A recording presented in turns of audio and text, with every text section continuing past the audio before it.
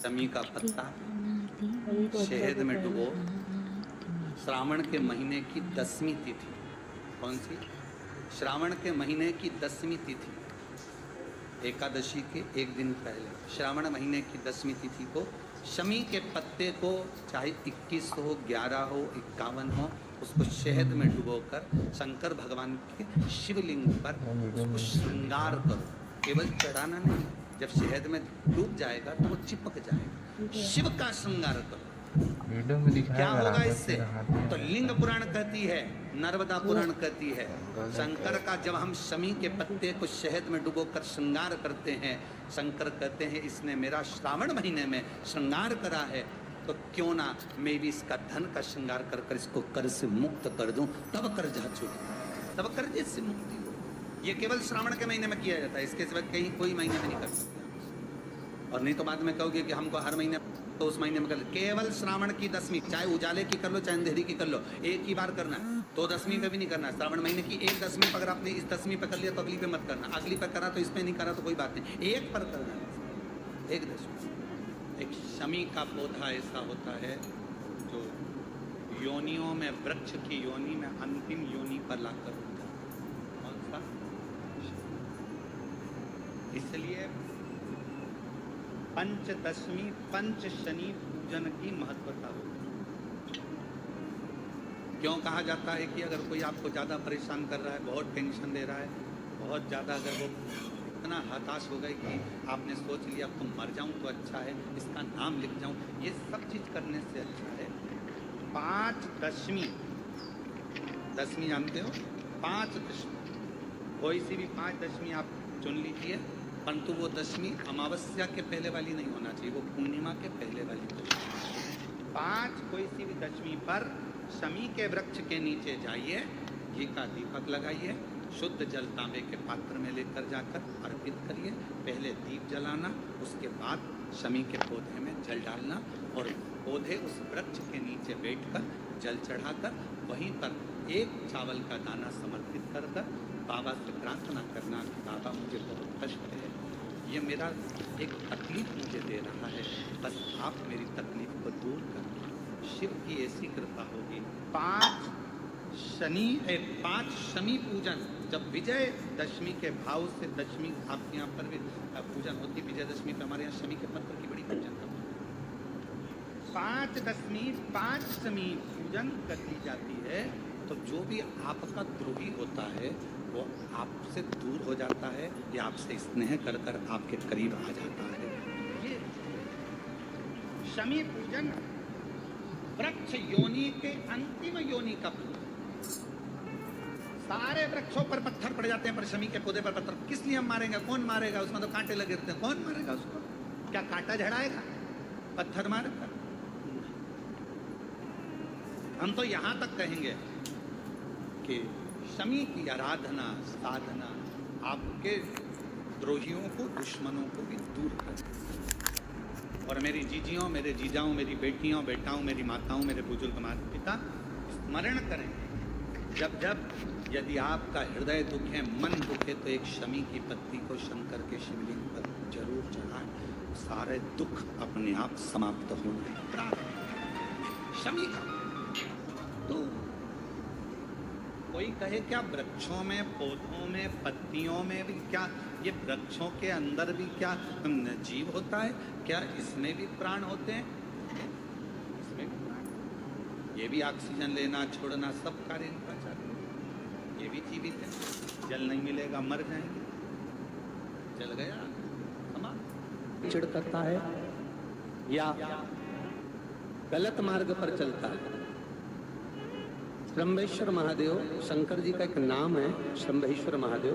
तो जब कोई व्यक्ति चिड़चिड़ करता है, क्रोध करता है, गुस्सा करता है, तो महाराज शंकर भगवान का, शंभेश्वर महादेव का नाम लेकर 31 बेलपत्र, जिस व्यक्ति को क्रोध आता है उस व्यक्ति का स्मरण कर कर आखा चावल, मतलब सेके चावल के साथ एक एक बेलपत्र, 31 बेलपत्र कर कर शिव जी के शिवलिंग पर समर्पित करी जाती है, मात्र 10वीं की तिथि के लिए, केवल 10वीं, चाहे उजाला की हो चाहे अंधेरे की। कौन से महादेव का नाम लेना है? शंभेश्वर महादेव। शिव जी का ही।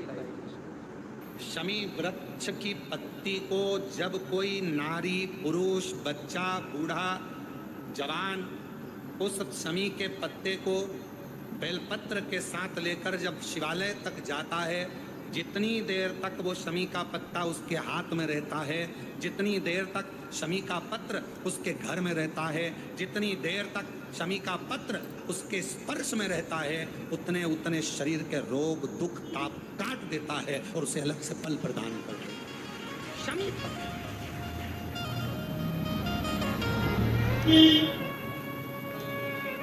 जब व्यक्ति का विल पावर डाउन होता है ना, उसको लगता है ये होगा कि नहीं होगा, होगा कि नहीं होगा, उसको 5 मिनट शमी वृक्ष के नीचे चले जाना चाहिए। 5 मिनट, इससे ज्यादा नहीं। या शमी की पत्ती को रख लेना चाहिए। पहले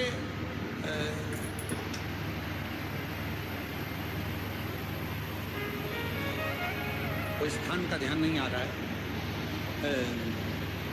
स्मरण में। पहले एक नियम चलता था, आप लोगों के जिंदगी में भी, आपका भी बुढ़ापा आया होगा, आप भी युवान अवस्था में आए होंगे, तभी तो स्कूल गए होंगे, तभी तो पढ़ने गए होंगे। सबसे पहले अगर हमारे विद्याध्ययन को निकालेंगे तो हमारे यहाँ एक नियम चलता था कि शमी की पत्ती को किताब के अंदर उसको विद्या के रूप में रख लिया जाता था। बाद में ये नई नई डिजाइन की पत्ती आ गई तो विद्या का पेड़ पैदा कर दिया इन्होंने। अब वो विद्या का पेड़ पैदा कर दिया तो विद्या को रखने लगे। विद्या की पत्ती को लोग शमी की पत्ती समझने लगे, क्योंकि उसमें भी ऐसी पत्तियां निकली रहती है और शमी की पत्ती भी ऐसी ऐसी निकली रहती है। तो पहले नियम था कि किताब के अंदर शमी की पत्ती को रख लेते थे और कहते थे इसमें विद्या है, इसमें विद्या है। विद्या का मतलब क्या, उसको बल मिलता था, एनर्जी मिलती थी। एग्जाम में बैठता, कॉम्पिटिशन एग्जाम में बैठता, जब वो कोई इंटरव्यू देने के लिए बैठता या टेस्ट देने के लिए बच्चा बैठता तो वो खुश होता था, मेरी किताब में शमी, मेरी किताब में विद्या रखी है। विद्या से मतलब, आज के जमाने में लोग विद्या का पेड़ की पत्ती रख लेते, पर रखते क्या थे, जम के बोलो, शमी की पत्ती रखी क्या जाती थी, शमी की पत्ती। और वो शमी की पत्ती क्या देती थी, उस बच्चे को बल देती थी, एनर्जी देती थी। डामाडोल नहीं होगा, टेंशन मत लेना, विल पावर कमजोर नहीं होगा। पत्ती रखी है शमी की, उसके नजदीक में शमी बल देती है। जो ये ऑनलाइन कथा चल रही है, ये शमी मंदार महापुराण की कथा चल रही है, शमी का। और बहुत सावधानी से इसका स्मरण करिएगा कि एक शमी के वृक्ष की पत्ती कितना बल देती है, कितना।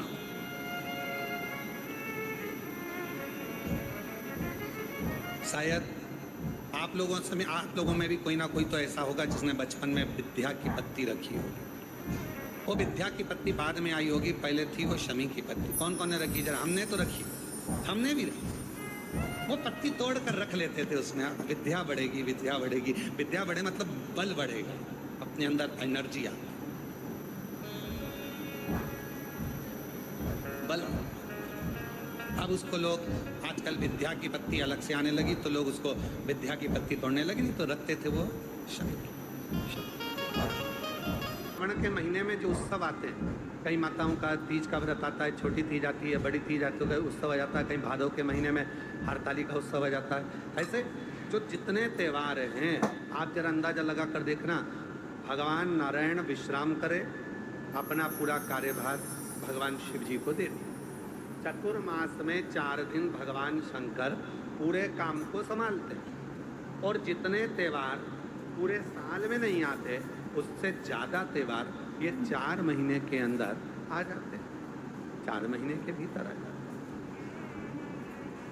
इन 4 महीने में इतने त्यौहार क्यों आते हैं? क्योंकि देव अधिदेव महादेव का ये पावन चरित्र कथा है कि मेरे उपासक, मेरी साधना करने वाले, मेरा उपास करने वाले, मेरा व्रत करने वाले, मेरा नियम धारण करने वाले, जब श्रावण से 1 लोटे जल का, 2 लोटे जल का कोई नियम बना लेता है और मेरी साधना करना प्रारंभ कर देता है, तो उस पर 33 कोटि देवता अपनी कृपा बरसाना प्रारंभ कर देते हैं, अपनी दया करना प्रारंभ, करुणा करना प्रारंभ।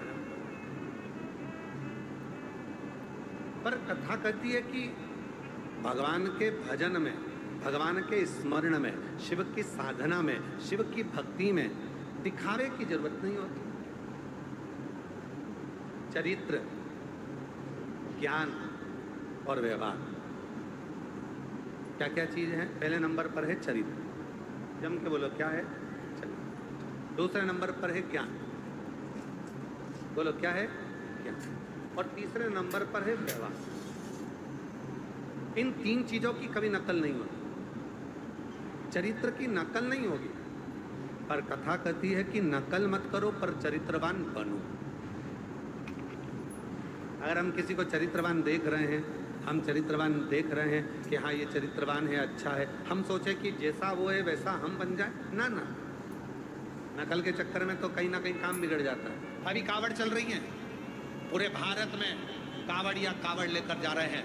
जितने कावड़िया भारत की भूमि पर कावड़ लेकर जा रहे हैं, उनके चरणों को मैं नमन करता हूँ कि कावड़िया सनातन धर्म को जागृत कर रहे हैं। एक कावड़िया 50 व्यक्ति को जागृत करता है, सनातन धर्म को मजबूत करता है।